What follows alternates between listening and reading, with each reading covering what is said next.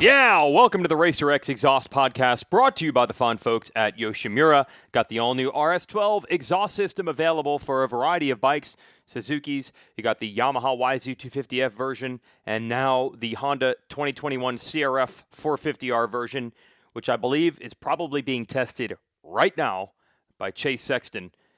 Kind of an odd deal. Honda was focused fully on the 2020 race bike until the racing season was over. Sexton had not ridden a 21, and I heard to the grapevine that Ken Roczen actually bought a 21 of his own just so he could get on it. But testing now begins for that bike in earnest right now. Sexton stayed in California to ride it, and they've got an RS12 Yoshimura exhaust system, a solo one. There's only one exhaust pipe on the new Hondas on that bike. So go to yoshimura-rd.com, check that out. And as I've been saying, one of the big things of this new Honda 450, they have an oval exhaust port coming out of the cylinder head, and then it has to turn into a round header pipe eventually to produce the best performance. But how you engineer the oval to round and where that happens and how it happens can have huge gains or losses in power. But since Yoshimura was in on the ground floor of the development of this bike, they've got a head start. So go to yoshimura-rd.com and check that out. Also, yoshimuracycling.com and check out the Chaleo pedal, now available in two sizes, kids sizes. Got one on my kid's BMX bike, which we rode to a second place at the big state final a couple of weeks ago. It was a big battle. And the Reed family, we've been battling with them on the, we have been battling with them, but now they're going big time, and Chad tells me he's got a camper trailer, and now they're going to BMX events in Florida and all over the East Coast. What else are they going to do? They're racers. Now they're racing BMX. I'm just going to stick local because it's a lot cheaper than getting a camper trailer. Also brought to you by MX Tech Suspension. Manufacturing professional aftermarket suspension for riders who want excellent comfort and control. Their quality engineering is based on a lifetime of specializing in dirt bike suspension. So they have developed the Lucky Fork with dual springs, dual cartridges, Huck valves, and ultra lightweight. MX Tech utilizes the latest technology and coatings to deliver maximum performance while remaining the lightest shock available. Go to mx-tech.com for more information. And of course, all brought to you by Racer X. Keep the lights on. Support our magazine. We'll give it to you in print and digital. Go to racerxonline.com/weege, W-E-E-G-E. I think there's time to get the Nationals box still, which will give you a T-shirt, a souvenir program, a poster, and Davey usually throws a whole bunch of old stickers in the box too. These are things that you normally would get at the Nationals, but we didn't have as many Nationals and not as many fans. So, again, racerxonline.com/weege, and I will get the credit, not Mathis, which is key. So, Lucas Oil Pro Motocross is done. I cannot believe it. It happened. And I was saying back in the springtime that if we just got to go racing, I would be the happiest person on earth. But I do not know myself apparently well enough, because I remember when I got to Loretta Lynn's 1, the professional race at Loretta Lynn's, I did not feel this euphoric state that I thought I would when the Nationals came back. If we were to not have a motocross season this year, it would be a disaster for so many reasons. It would be terrible for riders and teams. It would be bad for myself because that would essentially be my TV career drying up right in front of my eyes. So why, when I got to Loretta's 1, did I not feel like I thought I would? It's because it was too weird. No one really knew what to expect. We had seen the Supercross bubble in Salt Lake City. It was odd, but it was kind of fun in its own way. The motocross situation was different. It wasn't a bubble. They needed to have some fans. They were going to be going from state to state. And I think obviously and honestly that there was a pall of, is this not going to work in front of everybody? Is this not going to last? And who's going to be the one to screw this all up? No one really knew exactly how to play it. Also, we had a national at Loretta's, which we had not seen before, and then they were going to have a press day, and then it got rained out, and then the riders were saying, they shouldn't have ripped the track, they should have known the rain was coming, et cetera, et cetera. It was just a really edgy, kind of, I wouldn't say negative, but paranoid vibe that this wasn't going to go well at the first race. Then there was also a rumor that Washougal round 2 is going to get canceled, and within about 3 hours of getting to the track, we found out that was the case. So now we're thinking, okay, already the first move from one track to the next is already canceled. Is this going to work? This is going to be a disaster. And it was really hard that weekend to have any confidence at all at where we were headed. If you had told me then for sure we would get the 9 scheduled rounds in, then I would have been euphoric. But there was no way to know at the time. But now, I guess I should be euphoric. It happened. Washougal ended up being the only event to get the axe, despite 9 million rumors that every other race was going to change, duplicate, go away. It happened. I'm not going to sit here and praise MX Sports much because you'll just say I'm a shill for MX Sports because they are a sister company of Racer X. But I don't want to take for granted, just because these races happened, that it was easy. It seemed easy once we started rolling, and then once we did it, it's like, well, yeah, of course it happened. But to hold races with fans in 2020, and also to pass the phenomenal, to the limbo and hurdles that had to be done to keep, specifically, I heard Honda and Kawasaki's lawyers and HR department, their bosses happy that their employees were safe. It was so difficult to do it. And thank goodness it happened. So that's the good news. We survived 2020. There are champions in motocross and supercross. That's the good part. The bad part is, I think all along everyone was operating in 2020 thinking we've just got to get through this season and then we'll be good by next year. And now that next year is getting closer and closer, I think it's pretty obvious that's not going to be the case. Everyone wanted to see, with this pandemic, what they call the V-shaped recovery. We drop off a cliff, but the shutdown and everything is so short that everything just goes right back up where it was. And for the motorcycle industry, we had a strange deal where they actually had a boost in sales, 53%, I think, in the month of May. Sales increase for off-road motorcycles compared to May 2019. That was cool. But we are not getting off scot-free. We've heard the bad news with the Geico Honda team shutting down. That doesn't actually trace out to anything COVID-related. It was just wrong place, wrong time, wrong thing. From talking to the team, management just didn't want to do motorsports anymore. Geico has also pulled their sponsorship with Germain Racing, the NASCAR team, and that NASCAR team has now shut its doors as well. So that's a bummer there. That was not traced back to COVID. I'll give you this Geico situation in a nutshell. They had done media evaluations, looking at their TV exposure and exposure, with Racer X, for example, like industry media, that at one point that sponsorship had gotten them like $20 million worth of media exposure, and the sponsorship was a couple $1 million a year, so it was like a great value for Geico. They were getting a ton of exposure for only a certain amount of money. And then for some reason, a media evaluation this year showed that they were not getting that much money out of the media exposure at all. And I don't really think there's a fundamental change with the amount of exposure of the sport in the last couple of years. Maybe it's percentage points higher or lower, but the sport is not, 1/10 or 1/20th the size that it was 5 or 6 years ago, right? So it just shows where we are. If a management group, if bosses want to prove something with numbers, either that it's great or bad, they can do either. And the numbers were used to show that this sponsorship won't work. Maybe deep down it was COVID related. Maybe they were given a missive to save money and cutting motorsports was an easy way to do it. But they never gave the team that as a reason. Either way, Geico is out. That was bad, but it didn't necessarily mean the team was going to shut. But now we have heard that is going to happen. There will not be factory connection Honda racing next year. And will it be a V-shaped recovery for them? No, it won't. I mean, they've told me that they're still investigating potential sponsors, and maybe the team could come back in some capacity at some point. I think we've all been here, done it. It's not going to happen. This team is not going to come back in the same capacity. It has not ever happened. When you see one of these teams shut down, RCH a couple of years ago, they don't come back. They don't. So that's a super bummer. And now reality is starting to strike of, oh man, we survived 2020. Everybody got to stay on the road and keep their jobs, but that doesn't mean that by 2021 everything's going to be where it was in 2019. And maybe the Geico thing is a coincidence and not related to COVID, but it's a sobering reminder. I think JGR will be okay, but they don't have confirmation from Suzuki yet.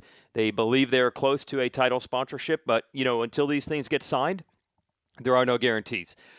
So a lot is up in the air like that. Factory Yamaha is shutting down, but that's a bit of a lateral move because Star Racing will run their 450 program, and they will still have 450 riders like Dylan Ferrandis and Aaron Plessinger, maybe a third guy.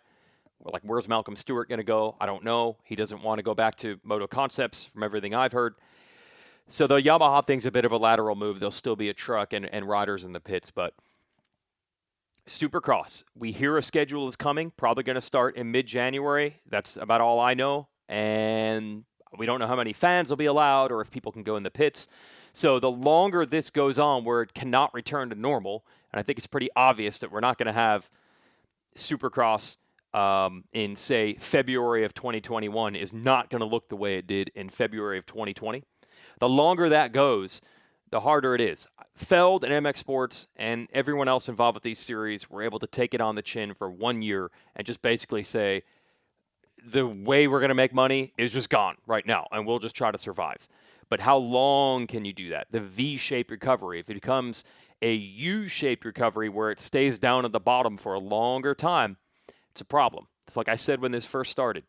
When you pop your shoulder out of joint, they always say the problem isn't how badly you popped it out of joint, it's how long it stays out of joint. That's when you start doing real damage, the longer that thing is hanging out of the socket. And now reality to me is starting to set in that, yes, we cram these races in, but when does it get back to normal and how much damage before that happens? Kind of a bummer, right? It is. It's hard not to look at it that way with this Geico Honda news. It's just hard not to. But there were many bright spots. The racing was freaking phenomenal this year. Those Supercross rounds at Salt Lake City were really fun to watch. It was really compelling.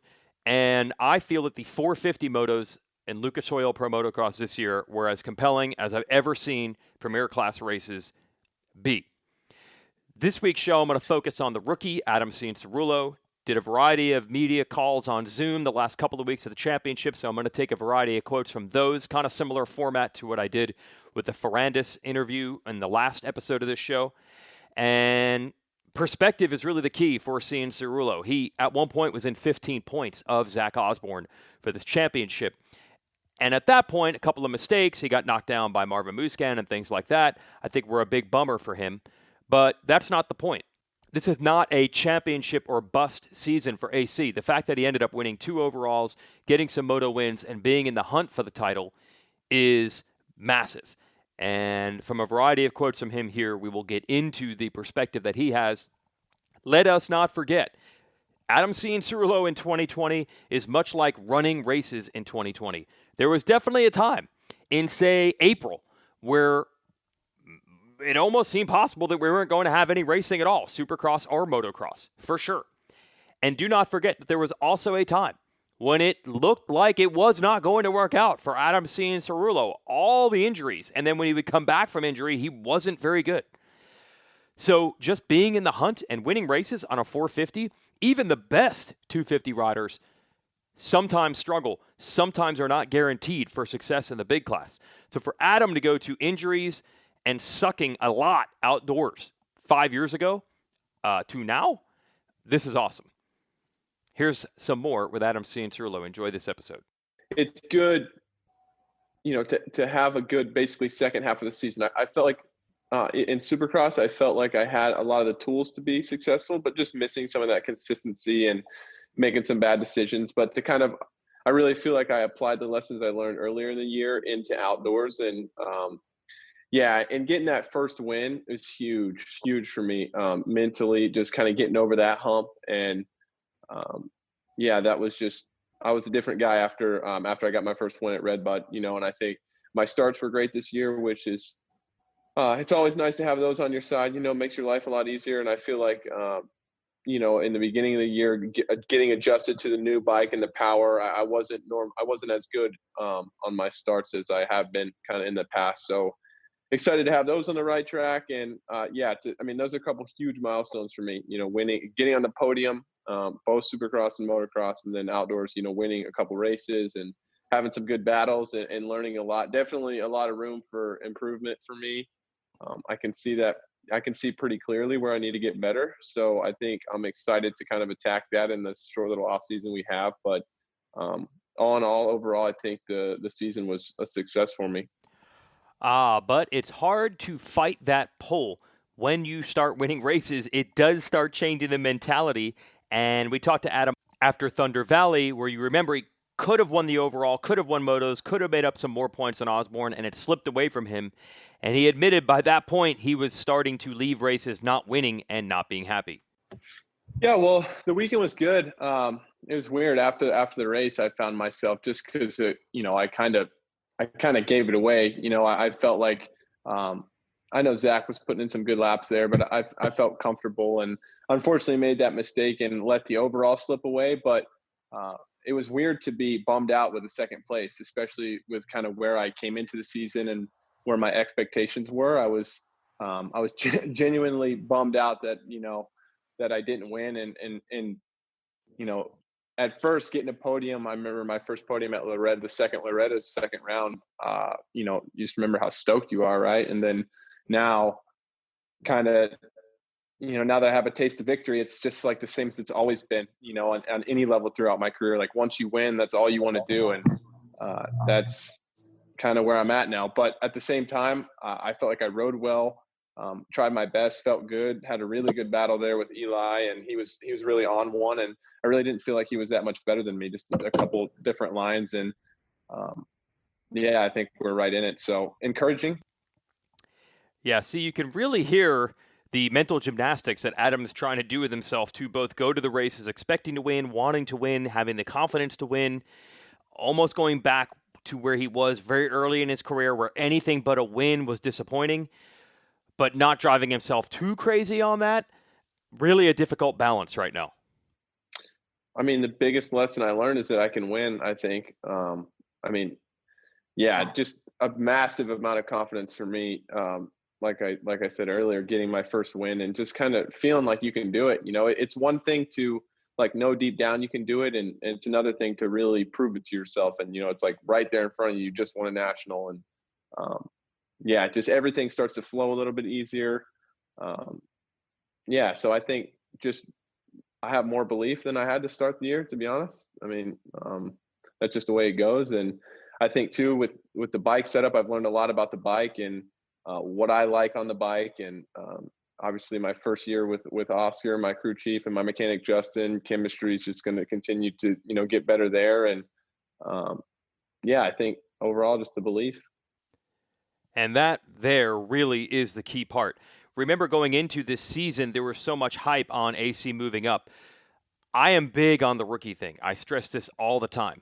Do not expect too much from rookies, no matter how good they were in the 250 class. And I know that everyone's going to throw out the Jeremy McGrath and the Ryan Dungey winning the Supercross title as rookies. And then, as I always say, that's cool. You've got two examples of rookies succeeding in 45 years, and I've got 43 seasons of rookies having problems. And in the end, some of the, oh man, what's Eli going to do when Adam's beating him in Supercross rumors, they didn't come to fruition. Adam did what most rookies do in their first go-around in Supercross on the 450. He crashed a bunch, and then eventually he got hurt. That is almost always the case. Just getting through the rounds is very, very difficult, let alone contending for titles or beating an established teammate.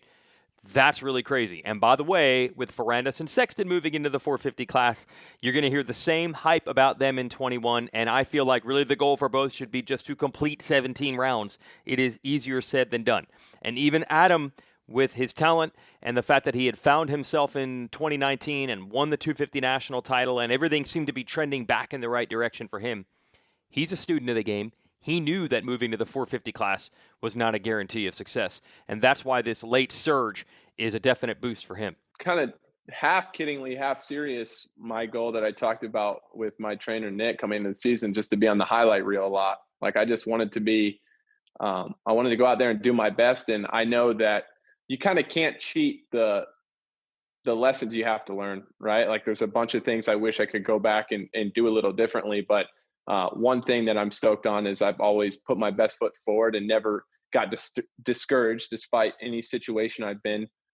situation I've been or put myself in so far this year, I've always seemed to kind of bounce back and learn. And yeah, I think I've exceeded my expectations from a standpoint of like when you come into the 450 class from the 250s, there's such an unknown there. Like you always hear everybody talk about how gnarly it is, and you see how many past champions and winners are on the gate, and you're like kind of somewhere in the back of your mind, you're like, I mean, can I do this? Like, I think I can, but you haven't proved it to yourself. And what I've proven to myself this year is that I can be one of the guys, if not the guy, for a long time. I truly believe that, and I think it's given me so much confidence in myself and just my future in the sport and everything. Because you guys got to remember, a few years ago, I was in a 250 class getting lucky to go 10-12 on the weekend. And here I am, kind of crawled my way back to the top level of the sport. And, there's still so much work to be done for me. Like there's a lot of room for improvement, but super encouraging year for me as far as, I guess my results and the speed I've shown. I have to prove to myself that I can run with these guys outdoors. And once I did that, I think, I could see myself winning the championship. I think I would be lying if I said, I came into the series expecting to be as close as I was. Just, from a standpoint of being a rookie and not really knowing what to expect. But like I said, after I was able to get that win and just a couple of my rides in general, and you just gain a lot of confidence. And I wasn't too shocked with the way I was riding, how I ended up in that position. Obviously wasn't strong enough at the end there.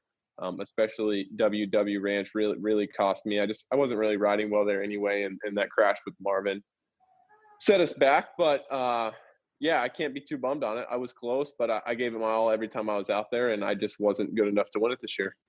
Ooh, how about the brutal honesty there?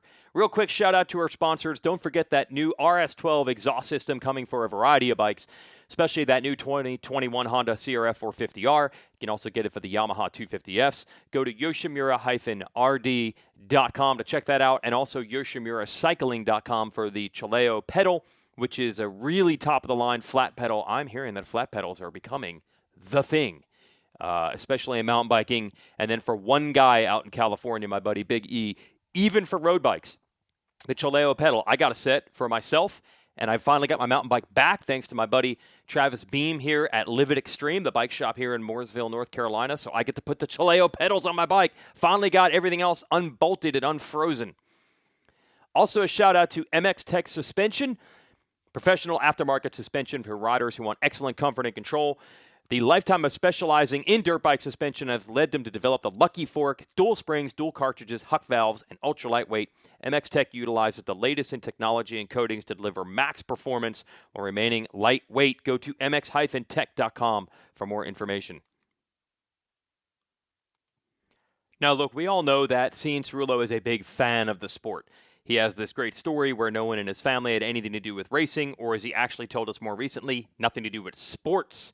They didn't even follow any sports, let alone, they didn't even watch football, he said, let alone racing. So he is a fan first, and then he became a racer. As he has started to win races in the 450 class, we asked him if it's hard to stay in the moment and just try to go lap by lap and turn by turn, or does he start realizing, oh man, my dreams are coming true, I'm making it, I'm doing the things that I always wished I could do. How does he balance all that? Yeah, it's a fine line for me with kind of realizing what you're doing right, but there's still so much more to go, and there's still so much more I want to accomplish. So I like to be somebody that stays present and enjoys each moment, because as quickly as it comes, it can go. And I think it's important to recognize that, and be grateful for the stuff and the opportunities I have and the stuff I'm able to do and accomplish. But at the same time, there is a sense, especially now compared to maybe me earlier in my career, it's almost a sense of numbness to it. When I got done at Millville, I won one, and I was just kind of, it felt like a business trip for me. Like it just felt like I came in there and just did what I what I knew I could do, and just flew home and got right back in my normal routine. And I think in order to have sustained success and to be a champion and to win a lot of races, you have to have that mentality. It's, as much as I want to romanticize the sport in my mind, because it has meant so much to me for so long, and like you said, I have been a big fan. There has to be a sense of, like, you've been here before, and that's where I'm at now mentally, where I'm able to be like, yes, this is cool, this is awesome, but at the same time, I want more. Simply getting to all the races and avoiding mistakes is one of the huge lessons that rookies have to learn. But another big thing that you'll hear a lot about these days is adapting to the 450. And it's not really the weight or the power, it's more how sensitive the bike is to changes. And suddenly, being a good test rider becomes much more critical on the 450, especially, for example, when you need to guess, say, where the track is in Supercross in the afternoon practice session to where it's going to end up when the track is hammered in the main events. Even Osborne said that was one of the biggest things he had to learn.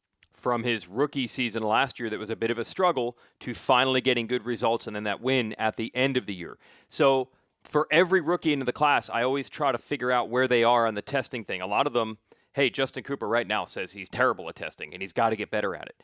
Adam doesn't feel like that's so much of a problem for him, probably because he's had support for so long, and that's encouraging. I mean, look, you never really heard Adam say anything about the bike either way this year.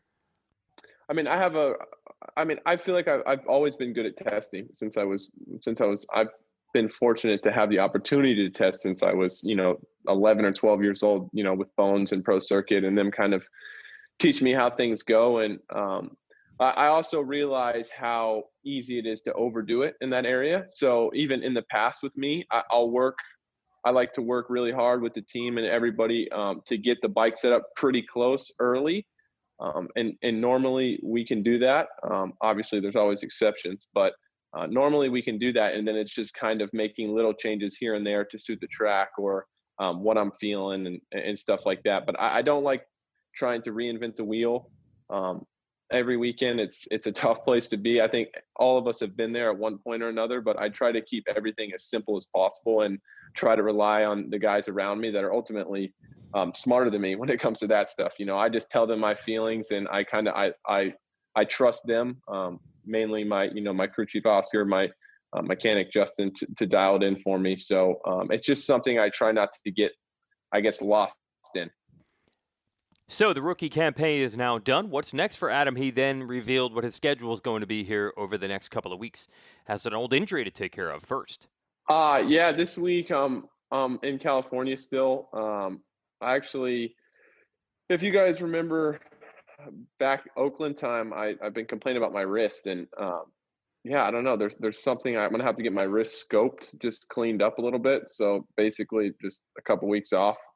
There's just like some scar tissue and stuff built up, and on any type of hard tracks, or especially Supercross tracks with two sets of whoops, it's been super difficult for me to hold on to the handlebar.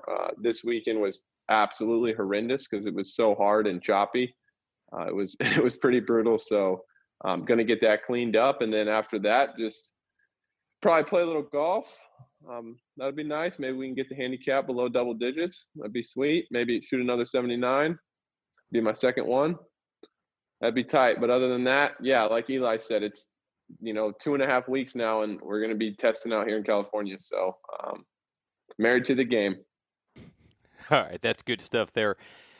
An interesting topic was brought up in one of these press conferences. You remember Adam burst onto the scene. His outdoor season wasn't great when he turned pro.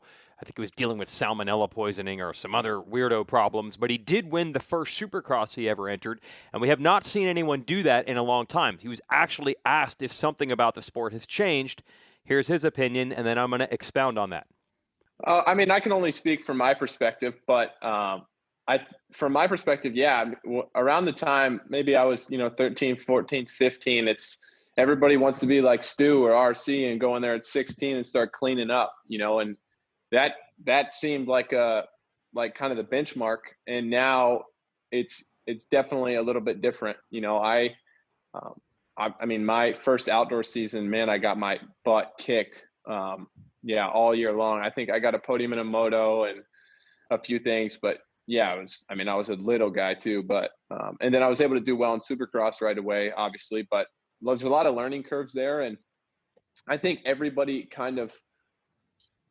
improves at their own rate, right? So I would say, to kids coming in, just try. I mean, it's hard, but try not to compare yourself to or hold yourself to a crazy benchmark, right? Just try to get better every weekend and just be confident in your ability. But it's quite a bit different than it used to be. I think guys like Stu that came in and kind of just elevated the whole sport. It was, kind of like generational. The level is just not to discount that, but the level now of everybody, the difference between, first place and 10th place is so much smaller than it was then. It would be really hard to come in right away and just go straight to the front. Interesting perspective there. And it reminds me of a conversation I had with Adam, I think last summer during the Nationals, when I said, hey, man, you know what's weird? We've had all these training facilities now where most of the top guys have been riding and training and getting coached by someone at a much younger age than the previous generation. But it's not like anyone can say that today's riders are massively better than they used to be. And Adam couldn't believe I said that. He's like, are you kidding me? The level is way higher than it used to be. And I'm going to have to take some of my own advice here. I don't think anyone's going to say that the level of Ricky Carmichael and James Stewart or even Chad Reed pales in comparison to how good today's riders are. They're still unbelievable, and maybe they're even better than today's riders. But like I always say, I got to take my own advice. Don't take the extreme example as the average. Carmichael, Stu, Reed might be unbelievable back then, but the rest of the field now, I have to say, has stepped up. The 3rd through 10th, 3rd through 12th group is much closer to the front than they were back in the day of those guys. And maybe that is the reflection of everyone having riding, coaching, training full-time at a very young age now. So that's something to think about. And I learned this lesson talking to Ricky Carmichael last year in Australia. We were there for Supercross. You get a lot more downtime, a lot more bench racing. Ricky himself thinks that the reason there's more parity at the top, more different riders can win, is because of the training facility thing. It's all been homogenized. Look, Adam doesn't train with Alden Baker anymore, but he used to. He knows what the Alden program is. Alden may have changed the game with RC 20 years ago, and then they kept it on lockdown. It was super secret. People couldn't ride there. Ricky never talked about what he did. The secrets are all out now. Even if you're not training with Alden, you're doing an Alden-like thing, right? You have a Florida place, you have a California place. They usually ride Monday, Tuesday, Thursday. If they're tired, they ride just Tuesday, Thursday. The miles on the bicycle, the laps of the track, riding together. This is something everyone is doing now. So I do feel you could probably go to the Stewart RC days and say, look, they had facilities in Florida. A lot of riders didn't. They had people pushing them, Big James or Genie. Maybe other riders didn't. That is across the board now. Everyone has a trainer. Everyone has a facility. Everyone has a team that sends them practice bikes. And now everyone has a practice mechanic. All that stuff. And it is probably taken the level of everyone and raised it together. And now you're just down to riders. The difference before is like you literally had Stewart not only had more talent, but he also had a better practice track than everybody else. That's not the case anymore. Everyone's equal as far as the practice track stuff goes. I had not thought of that perspective, and it is probably leading to the field being closer, which means it's harder for some phenom to come in and beat everybody when everyone has 3 years of experience and all the same stuff. If Jet Lawrence, with his talent, was also the only guy with a place in Florida to ride, he probably would have won this year. But it's a lot harder to beat people who have been doing the same exact thing that he is doing now, but they just have 3 or 4 more years of experience. Which leads me to one other topic. Let's go back to Chad Reed. So I was hanging out with Chad at the BMX track last week, and Chad thinks there is a change coming in the sport. The hot thing was trainers for the last 15, 20 years, right? You had to have a trainer. Everyone has kind of learned the training thing. I don't think on the physical side there's a lot of secrets left. Everyone knows it's this amount of time in the gym and this amount of time on the bicycle and this amount of time on a motorcycle. And then everyone learned the riding and training together thing to raise the intensity and make the days during the week feel like races, right? So Chad thinks that the next level will be the ex-pros being coaches, and we're starting to see it. Look at the Dylan Ferrandis, David Villeman combo, and now look at the Nick Wey, Adam Cianciarulo combo. And now you've got James Stewart hooking up with Chase Sexton. And Chad says his phone has been ringing with riders asking for advice from him now that we, I guess, can assume Chad's not going to be a racer anymore. This will be interesting. Carmichael's place has been used. The goat farm has been used as a facility, but Carmichael has not been a coach or a mentor of a rider, just here and there. But he hasn't been the Nick Wey, David Villeman type guy for anyone yet. Maybe that'll change. So Chad thinks the next thing is coming is the ex-pro general coach mentor as opposed to the trainer like Alden Baker is or Gareth Swanepoel is for the Star Racing guys, things like that. Could be interesting. Let's get Adam's perspective on working with Nick Wey right now. Nick and I have had a super close relationship for the past couple of years. I started working with him in 2016, and he was just really a guy that came to the races and helped me out. And we weren't super close, but he kind of took over, like we've talked about. He took over my whole program a couple of years ago, and I mean, him and his family are like family to me. They're some of the closest people in my life, to be honest. And I've definitely leaned on him and that whole family for more than just dirt bike stuff. So it's cool to have a relationship like that with somebody. And generally it's hard to find somebody that you pay to help you that actually cares how you do, and goes home and thinks about it and thinks about how he can make his guy better, and thinks about bike setup and everything like that. And Nick is that rare guy that that really cares. He really cares about my well-being, as well as how I'm doing on a dirt bike. And it's so easy to respect a guy like that. And I'm the type of person where I'm pretty stubborn. And so I need somebody that I truly trust and respect if I'm going to, take, constructive criticism from. He's a guy that can pretty much tell me anything. I'm going to do it because I trust him and believe in him. And he's definitely been a huge, huge help when it comes to, moving up to this new class and, with the bike setup and everything like that. But yeah, always fun with Nick on or off the bike. Such a great combo, those guys, Nick Wey and Adam Cianciarulo. Nick Wey will never admit this. I've asked him this over and over. I did a podcast with Nick and Adam together last year in April when we were in Denver for Supercross. You see in other sports, the best coaches usually aren't the ones that were the best players. The best coaches are usually the ones that maybe didn't have the extreme level of talent. They were talented. They were talented enough to be pros. They're usually like journeyman type pros, though. And the reason they make better coaches is because since they didn't have the overwhelming talent, they had to figure out every other part of the game to maximize everything they had. They had to be smarter than everyone. They had to work harder than everyone. They had to think about all the ins and outs more than everyone else. Now, I feel like Nick is still a competitor at heart, and he still isn't going to give anyone the difference between myself and Carmichael was that he had more talent than me. I don't feel like Nick is ever going to say that. But I think Nick just had to work at it harder than everyone else, and he didn't quite have those incredible natural gifts of some of the guys that won all the races during his era. And now Nick applies all those lessons to a guy like Adam who does have that unbelievable talent. So you're getting this great combination of Adam, a guy who has the talent, and he's getting taught by a guy who has all the tricks, all the smarts, all the little things. Nick was talking to me at the Daytona Supercross a couple of years ago about how he was hoping to accelerate Adam all the learning lessons that he's going to have and how he could help him skip steps and learn more quickly. And I think that's actually the night that Adam won Daytona 2017. So it was looking good at that point. Then there were a few other ups and downs. He tore his ACL battling it out with Osborne actually the next weekend. But there's no doubt that he has helped put Adam's career back on the tracks.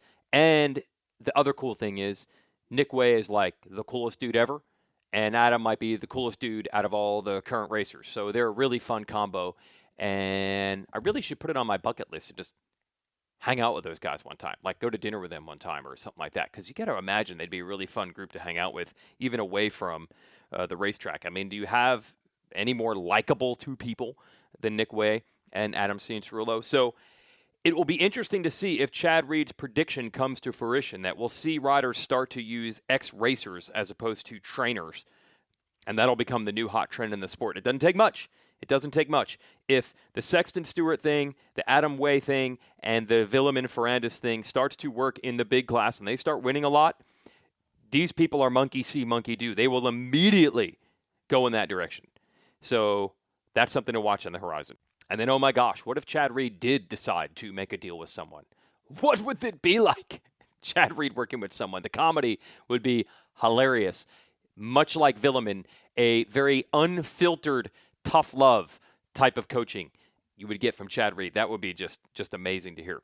So, great perspective overall here on the rookie season for AC, what he hopes to take into next year, how far down in the dumps he was, and how he has to look at even finishing second in a 450 motocross championship essentially as a win because of that difficult transition to the class, and also for how far down he was in his career a few years ago. And look, we all know that Adam is one of the best interviews in the sport, very articulate, I think really thinks about answering the questions accurately, so we appreciate that.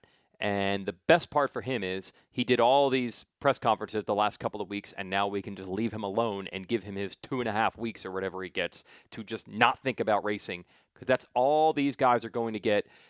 I'm thinking November. Most of these guys are going to be back on the motorcycle, and they'll have November and December to get ready for Supercross that should start sometime in January. I'm hearing mid-January. That is crazy, man. Short off-season. Although we don't have all the off-season races jammed in here, so it's just going to feel different. I don't know if it's going to feel like less or more, but it will feel different.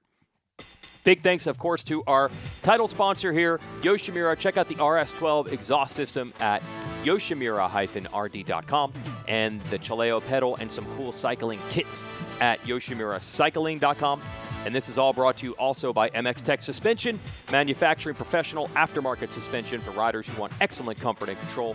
Quality engineering based on a lifetime of specializing in dirt bike suspension that has led them to develop the Lucky Fork, dual springs, dual cartridges, Huck valves, and ultra lightweight.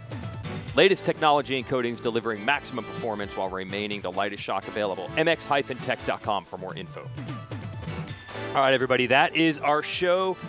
I'm not sure what direction I'm going to go with this in the off season. I want to get back to more of the industry conversations. This season, once the races started, they were coming at us hot and heavy, so it was a lot easier to do race coverage. But we'll see if we can go back to our more industry-focused topics and behind-the-scenes stuff that you don't get on other podcasts. Now that we're into the off season, we'll see. Sometimes those topics are hard to pin down, and that was an exhausting run to think about just myself from Loretta's amateur through now. That was like 4 to 5 months worth of stuff jammed into about 2.5 months. It's been crazy. So we'll see what I can whip together. These things are fun to do. Anyway, thanks for listening to our show, and we'll be back next week.